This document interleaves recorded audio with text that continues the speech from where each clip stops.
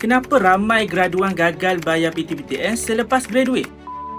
Baru-baru ni kita dikejutkan dengan statistik daripada PTPTN iaitu 430,000 peminjam gagal dikesan atau belum bayar 1 sen pun. Antara sebab utama kenapa student ni sukar sangat nak bayar balik disebabkan oleh gaji permulaan yang rendah, sedangkan kos sara hidup bandar dah makin tinggi. Tapi tak boleh dinafikan juga ramai anak muda ni tak ada perancangan kewangan sejak awal. Bila sahaja dapat duit, terus upgrade gaya hidup dan sebagainya. Jadi masalah yang sebenar adalah pada strategi pengurusan kewangan. Sepatutnya perkara pertama sekali bila dapat duit pinjaman ni adalah menyimpan walaupun sedikit. Tapi bagi simpanan yang selalu bocor, boleh target untuk simpan 1 gram 1 bulan atau 1 dinar 1 semester. Kalau student disiplin dan konsisten berjaya simpan 1 dinar 1 semester, 8 semester dah akan ada 8 dinar. Dan 8 dinar hari ini dah sekitar RM20,000 dan 4 tahun akan datang harganya insya-Allah akan lebih tinggi dan dah boleh cover pinjaman PTPTN anda. Jadi kepada bakal graduan yang target untuk nak selesaikan hutang PTPTN, boleh rujuk pin video di profile ataupun boleh isi bit biru sekarang.